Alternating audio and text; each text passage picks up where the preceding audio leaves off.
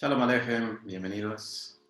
Vamos a dar 2 minutos esperando a que el resto de los participantes se incorporen a esta transmisión para cumplir el sede del precepto y sobre todo pues para que tengamos un tiempo de reflexión sobre esta enseñanza que nos va a llevar precisamente a todos y cada uno de nosotros a poder comprender desde una perspectiva diferente, desde una perspectiva también nueva, todo aquello que nos enseña la historia, todo lo que nosotros vivimos durante estos años de aprendizaje, cumplen un propósito y bueno, pues debemos de saber que tanto lo que se festeja en alegría también debe de ser recordado cuando se tiene el momento de aflicción.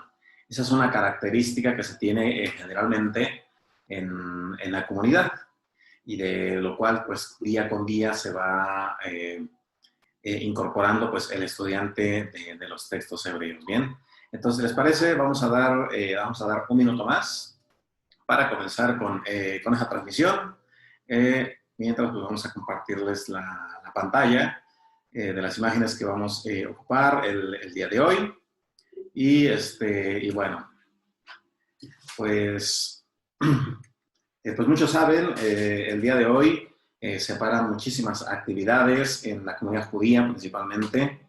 Es considerado uno de los días más tristes, uno de los días de duelo que generalmente se tienen en el pueblo de Israel en general.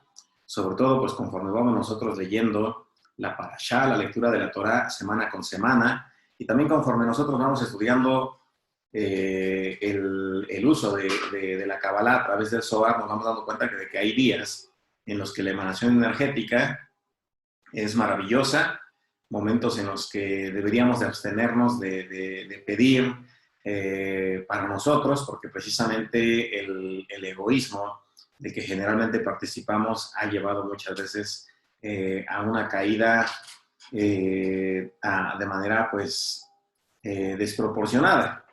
Entonces pues hoy vamos a hablar sobre esta fecha muy importante, Tisha B'Av, que significa el noveno día del mes de Av. Tisha B'Av, Tisha significa el mes, noveno día de Av. Bien, ¿qué ocurre en Tisha B'Av? ¿Qué ocurre? ¿Por qué razón hoy todos cerramos negocio? Hoy dejamos de lado todo aquello que generalmente nos ocupa constantemente en actividades. Bueno, pues esto ocurre generalmente, ¿por qué razón? Porque lo que nosotros conocemos como el Beit HaMikdash es destruido. Y muchas veces cuando se destruye el primer templo duró 410 años, fue construido, lo sabemos, pues en primer lugar por Salomón, aunque David había recibido a través de las manos de un profeta precisamente todos los planos de cómo se tendría que erigir ese lugar donde estaría presente la esencia del Ser Supremo.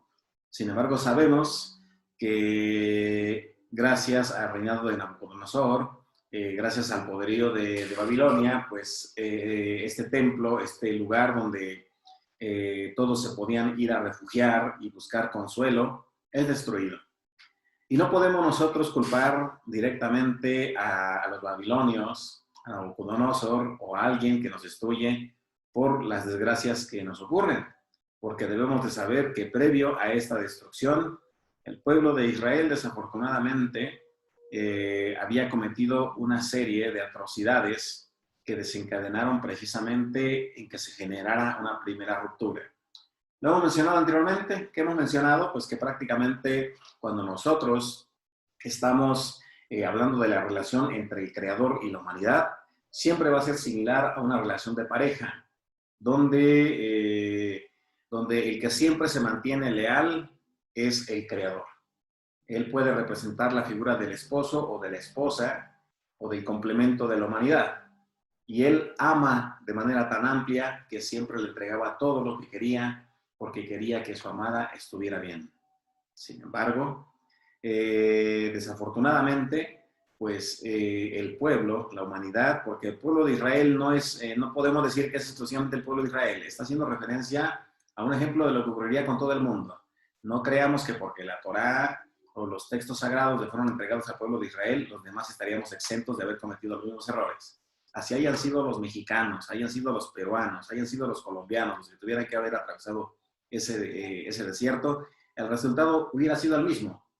¿Por qué razón? Porque habitamos en un mundo donde precisamente el mundo que nos ofrece una satisfacción momentánea, generalmente nosotros lo cambiamos por algo que podría ser eterno y que nos podría llevar a nosotros a entender que somos los únicos que dejamos ir, pues precisamente todas las oportunidades que se nos dan. Así que lo que nosotros tenemos que dejar atrás es la idea de creer que el pueblo de Babilonia fueron malvados. No, no fue así. Quien provocó precisamente que la protección se extraviara, ¿quién fue? Fue el pueblo. ¿Por qué razón? Porque a pesar de haber visto el amor con el que le cuidaba el Creador, pues decide ir en pos ¿de qué? De otros dioses, en pos de otras culturas, e inclusive, se recordarán que hace tres lecturas, veíamos precisamente que el pueblo, a pesar de que buscaba a su enemigo maldecirlo, ¿qué sucedía? Akadosh Baruj Hu se aparecía aún en medio de sus adversarios y les decía, yo tengo bendecido ese pueblo, no puedes maldecirlo. Y los defendió. Los defendió, no permitió que fueran reducidos, pero ¿qué sucedió? La carne, dice ahí el Tanaj. Pero pues por ahí antes de irse este profeta, Bilam, ¿qué le dice? Le susurró al oído, ¿verdad? Al enemigo del pueblo de Israel, a cada uno de ustedes, pueden estar obedeciendo muy bonito, cumpliendo preceptos, esmerándose por hacer el bien, el mal los quiere tocar, y ustedes dicen, bueno, pues sé que voy muy bien, sin embargo, el universo también conoce cuál es el pie del que nosotros cojeamos. Llega el enemigo y le susurra, oye, yo te recomiendo que hagas esto porque por este lado segurito va a caer.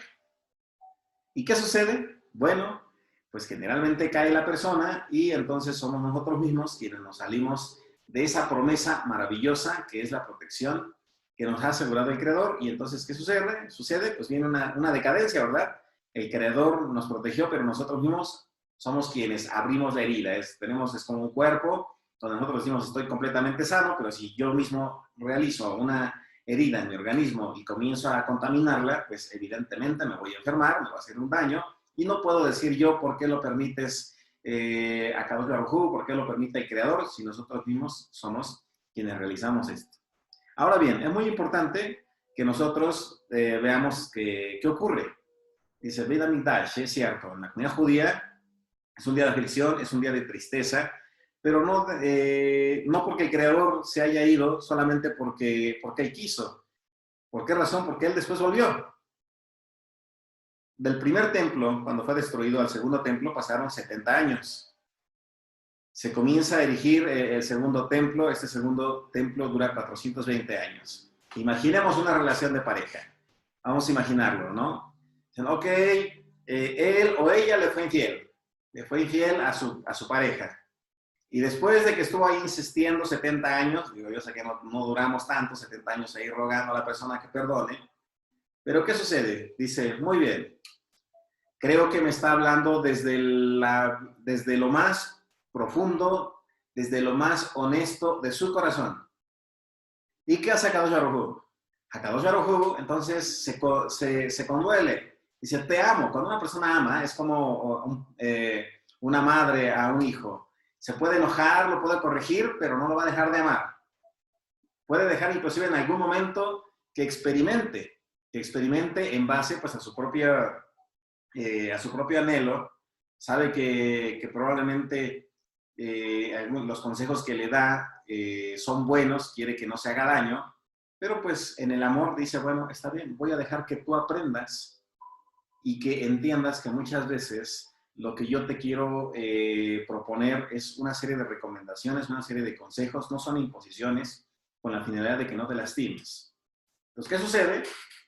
Se destruye el primer templo, hay una soledad del pueblo de Israel, hay una canción, Los ríos de Babilonia, ¿la han escuchado? Es una canción clásica, creo que como de los 70, si no recuerdo mal, muy bonita, si no la han escuchado, escúchenla.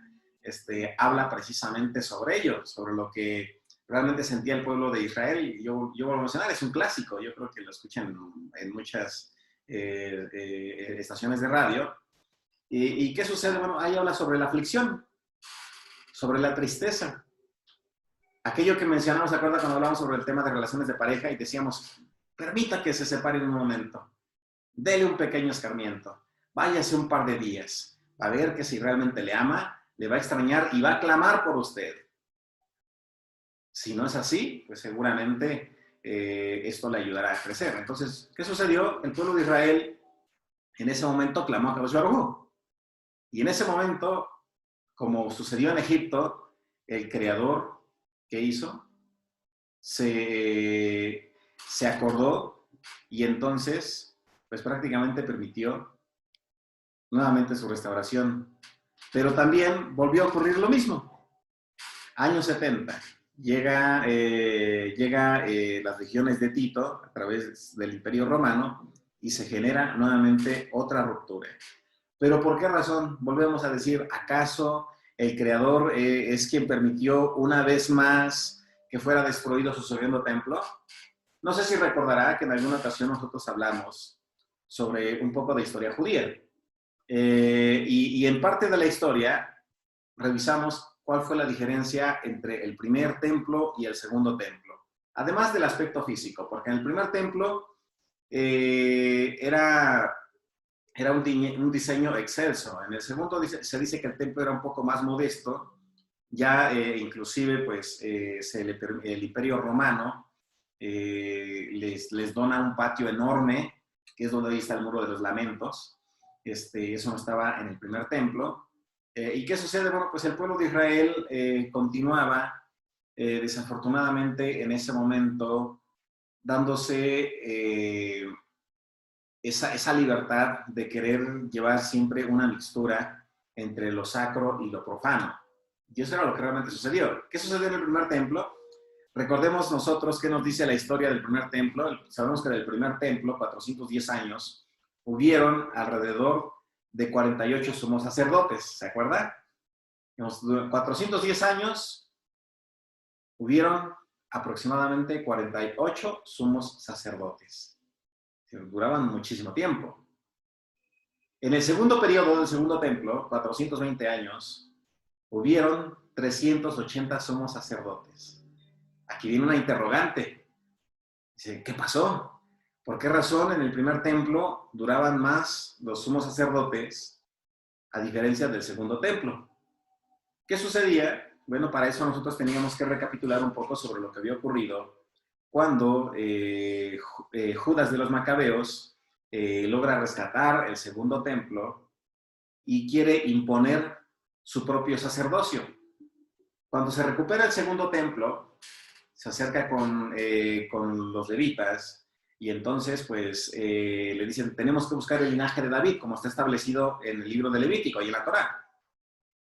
¿Y qué dicen los macabeos? Peleamos tanto tiempo para rescatar el templo y ustedes me dicen que mi tribu, que mi pueblo no puede participar del sumo sacerdocio. Y ellos dicen, así está establecido. ¿Y qué hicieron ellos? Pues sacaron las espadas y dijeron, pues, o dejan que sea parte de mi pueblo el que esté aquí, o los matamos. Entonces, ¿qué sucedió? Pues los macabeos colocan a los llamados saduceos, aquella parte que hizo convenios con Roma, que hizo negocios, que precisamente por eso se le dio como muchísimo énfasis al templo y por eso mucha gente del extranjero llegaba ahí a ese lugar a adorar, porque generaba muy buenos ingresos económicos. En ese tiempo podríamos decir era como un pueblo mágico. Entonces, es un pueblo mágico, entonces pues aquí hay oportunidad de hacer negocio, llegan los saduceos, bueno, los imponen prácticamente los macabeos, ¿y quiénes son expulsados? Dicen que los que son expulsados son prácticamente los esenios. Los esenios se van allá a las cuevas donde se encontraron los rollos de Qumran y surgen los fariseos. Los fariseos, de quien mencionamos, surge uno de los grandes rabinos, de quien en su momento hablamos, Jesús en griego, Yeshua en hebreo. Sale este rabino, que también era fariseo. Es decir, él era uno de los muchos fariseos que existían en ese momento. Recordemos que en estos tiempos donde estaba este rabino, que se le dio mucha publicidad, por llamarlo de una forma, hubieron 24 candidatos, es decir, hubieron 24 personajes que en ese momento también se autoproclamaron el Mesías y que también tuvieron muchos seguidores. Entonces, ¿qué sucede? Bueno, pues los fariseos generalmente eran como una parte de la población que se oponía. Fariseo, ¿qué significa? Purificado o apartado.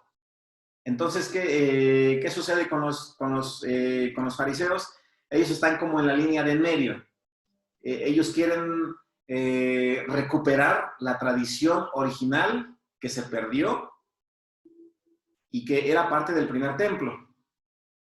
Por eso generalmente nosotros vemos a los fariseos discutiendo constantemente entre ellos mismos para poder dar la mejor interpretación, y los demás pues lo aceptaban, decían, ah, mira, este es un gran rabino, y está interpretando de una forma muy diferente. Entonces, ¿qué sucede? Bueno, pues después de esto, mencionamos, los saduceos no eran parte del linaje, es decir, no pensemos que en ese tiempo realmente el linaje sacerdotal que estaba administrando en el templo era el linaje verdadero. No es así, eran impostores y precisamente morían en la festividad de Yom Kippur, ¿verdad? Porque Yom Kippur tenía que hacer todo un proceso de purificación, el sumo sacerdote, y como ellos no sabían cómo se realizaba, lo hacían con errores, entraban a ofrecer el incienso y morían en el acto, ¿verdad? Ahí está en la Torá, nos describe cómo deberían ellos de ir vestidos con una campanilla, y pues la gente estaba pendiente cuando el sumo sacerdote se acercaba a ofrecer el incienso, estaban ahí parados atrás de la cortina, escuchando si la campanita todavía sonaba. Y si dejaba de sonar, ¿qué hacían? Le hablaban. Si no contestaba, ellos iban amarrados con un lazo, imagínense. Entraban amarrados con un lazo y cuando se dejaba de escuchar la campana, era porque habían muerto, porque no se habían purificado de forma correcta, y entonces los sacaban con el lazo y luego incorporaban a otro sumo sacerdote. Yo le preguntaría a usted, si usted fuera el siguiente sumo sacerdote que tuviera que ofrecer incienso, ¿lo haría? Probablemente usted diría, no, porque lo estamos contando ahorita. Pero en ese momento ellos no conocían la verdad, no sabían que lo que estaban haciendo les faltaba como ciertos pasos para la correcta purificación. Pues ellos creían que lo estaban haciendo bien. Es decir, no sabían que eran como ovejas que iban al degolladero. Entonces, ¿qué sucede? Ya desde ese momento existía precisamente una gran corrupción, precisamente en ese templo. Ya había mucha mercadería, todo era un negocio, y desafortunadamente pues se permite la segunda caída del templo. Y entonces aquí es donde nosotros tenemos que aprender algo muy importante, que no es que el creador ya no esté presente. Podemos decir con la certeza histórica de que ya desde antes de la destrucción del segundo templo ya no estaba la presencia de Akadosh Baruj Hu.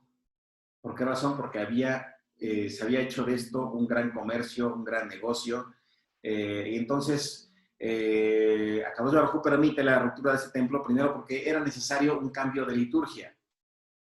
Imagínense, toda la gente estaba llegando ahí a Jerusalén, está llegando ahí al templo, y creían en el que estaba ahí diciéndoles qué era todo lo que tenían que hacer.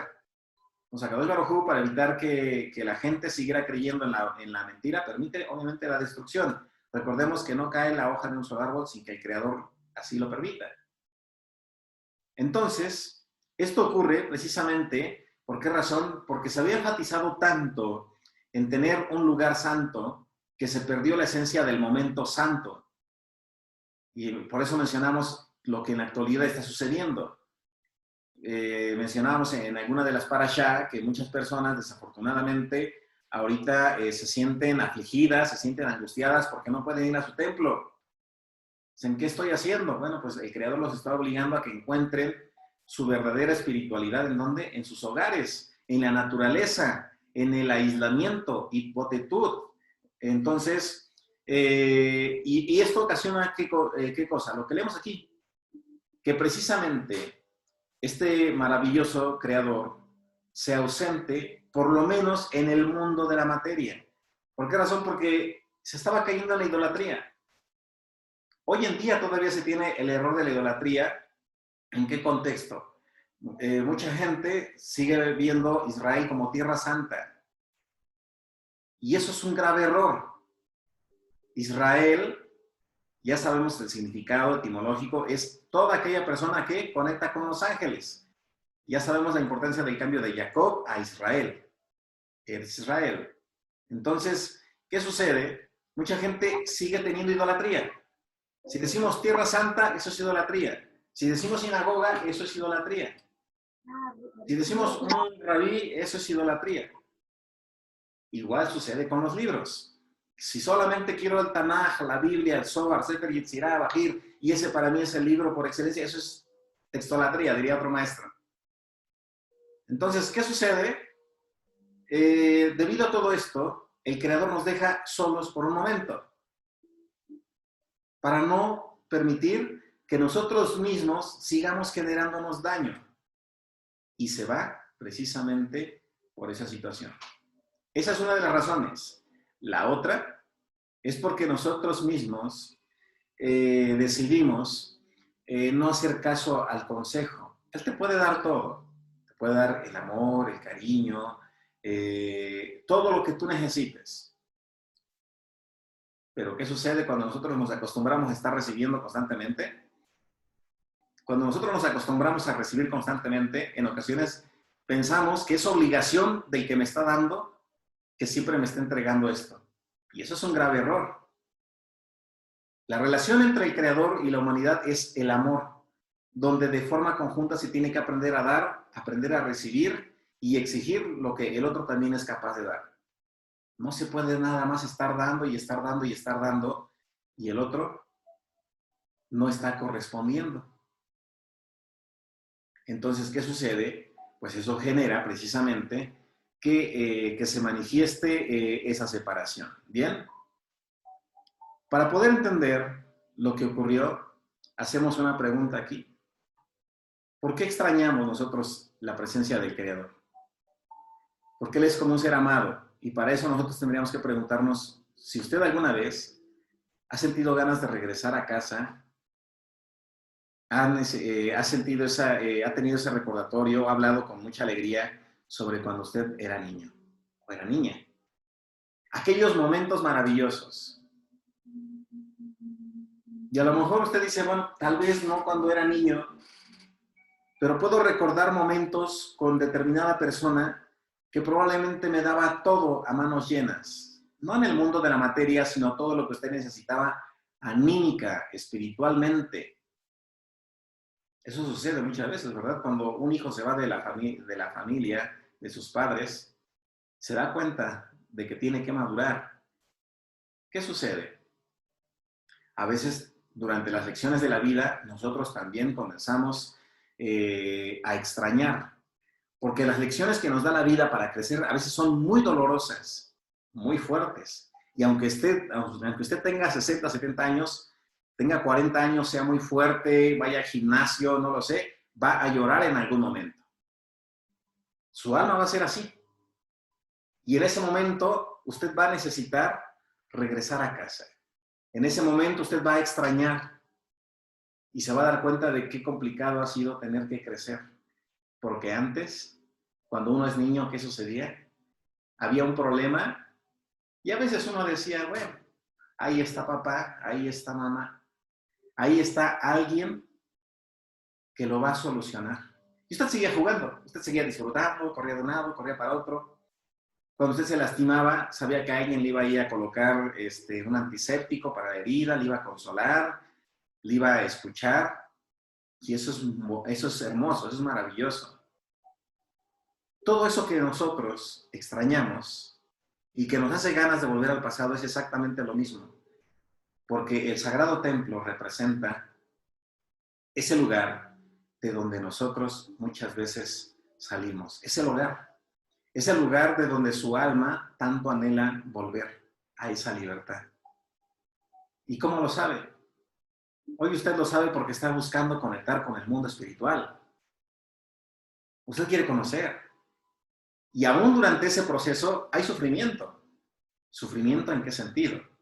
Sufrimiento en que muchas veces para poder encontrar esa verdad se encuentra lo siguiente. Recibe, después de estar acostumbrado a recibir amor, recibe mentiras y dolor. Y estamos en un mundo donde la información fluye. Interpretaciones, versiones, promesas.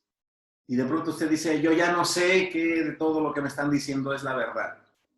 Ya me perdí. Porque de pronto todo se oye muy bonito. Pero al final del camino resulta que era mentira.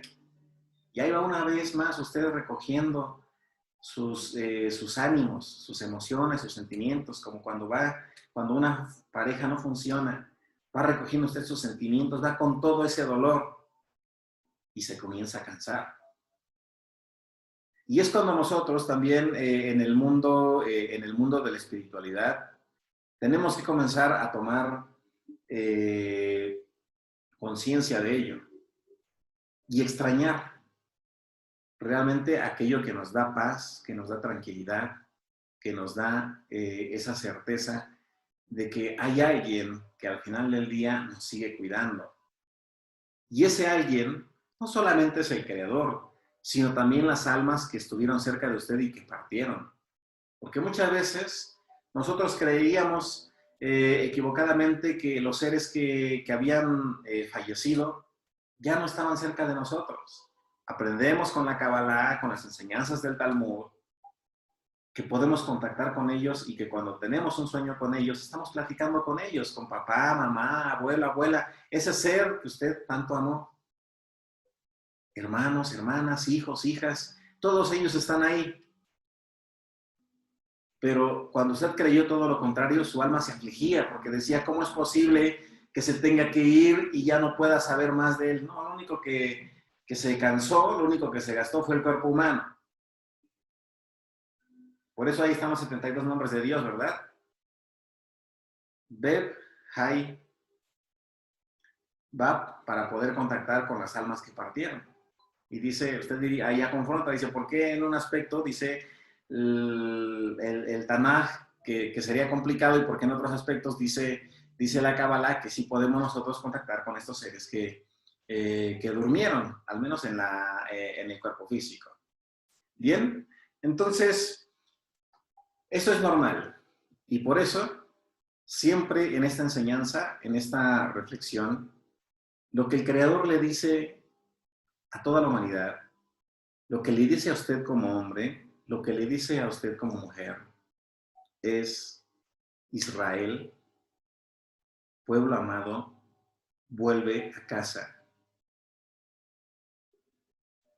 Lo que Él quiere es que nosotros hagamos Teshuvah, que reconozcamos, que también nos cansamos, que ya experimentamos, que ya nos dimos cuenta que tomamos decisiones equivocadas, pero que esas decisiones equivocadas no son sentencia perpetua para todos y cada uno de nosotros. Porque lo vemos a lo largo de toda la historia y en el Tanaj, que cuando nosotros clamamos, cuando realmente hacemos Teshuvah, se vuelve a generar esa conexión. Y eso que es real en el mundo espiritual, también lo es en el mundo de la materia. ¿Cuántas veces nosotros, debido a que culpamos a los demás por nuestras desgracias, mantenemos enojo e ira con las demás personas? Y esto es una enseñanza primaria, porque el Creador no te guarda rencor en ningún momento. Así que lo que Él espera es que tú tampoco guardes rencor. Y que aprendas a dejar en el pasado aquello que en su momento tú ya corregiste. Ya no te estés autoflagelando constantemente diciendo me equivoqué, me equivoqué. Si ya te dolió, si ya sufriste, si ya corregiste, hiciste actos de bondad, eso fue suficiente. porque el dolor que viviste en ese momento era lo que tenías que vivir y no más de eso. El error que hayas cometido no es algo que te tenga que mantener a ti sentenciado durante toda la vida o durante muchos años. Entonces es muy importante que tengamos muy presente lo siguiente, ahora que seguimos caminando en este mundo de Mahuda, en este mundo de la materia, y es que siempre tengamos presente que si nosotros somos conscientes de que estamos haciendo algo que nos va a generar un daño, el resultado va a ser más que evidente. No nos tenemos que sorprender. Si soy una persona que no se alimenta bien, no me debo de sorprender si con el paso del tiempo mi cuerpo no funciona bien. Si solamente quiero ser perezoso, me da flojera buscar un trabajo, me da flojera levantarme temprano, que no me sorprenda, como dice el libro de los Proverbios, la pobreza. ¿Por qué razón? Porque solamente estoy ocupando mi tiempo en nada, en la ociosidad. Si estoy engañando a la gente, ¿qué esperas para dejar de hacerlo? Tarde o temprano se va a manifestar aquello que tú estás pensando no se va a manifestar.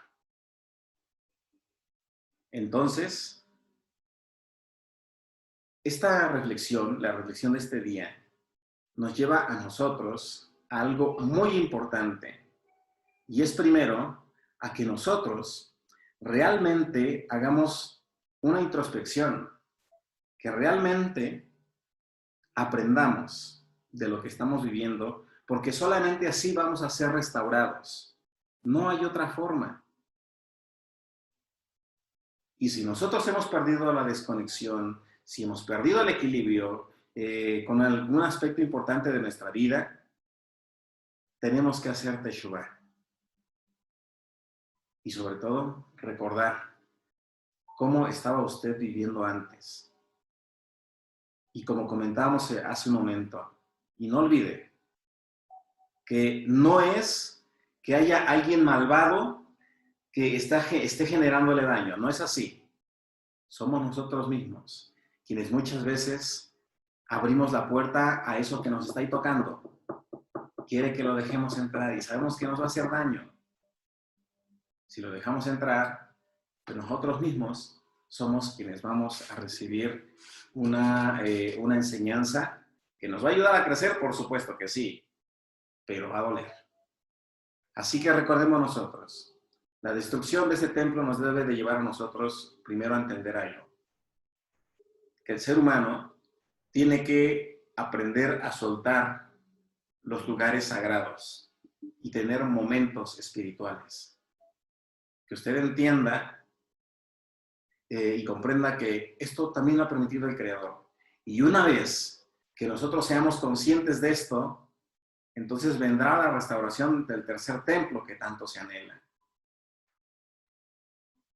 Entonces, espero que esta breve reflexión, esta breve enseñanza, le lleve primero a usted también a entender que nosotros somos los responsables, nadie más. Que si usted tiene que soltar el perdón con alguien, hoy es un buen día. Que no guarde rencor absolutamente con nadie, a nadie, porque el Creador tampoco lo guarda hacia usted. Y lo que Él está pidiendo es que todos y cada uno de nosotros regresemos a esa casa, que regresemos a ese hogar. Espero en Baruch Hashem que el amor sea aquello que predomina en cada uno de sus corazones. Y hoy mi oración es que usted sane su alma, su corazón, con todos los miembros que se encuentran lejos o cerca de usted. Si tiene que restaurar con sus padres, sus hermanos, su pareja, sus hijos, hágalo.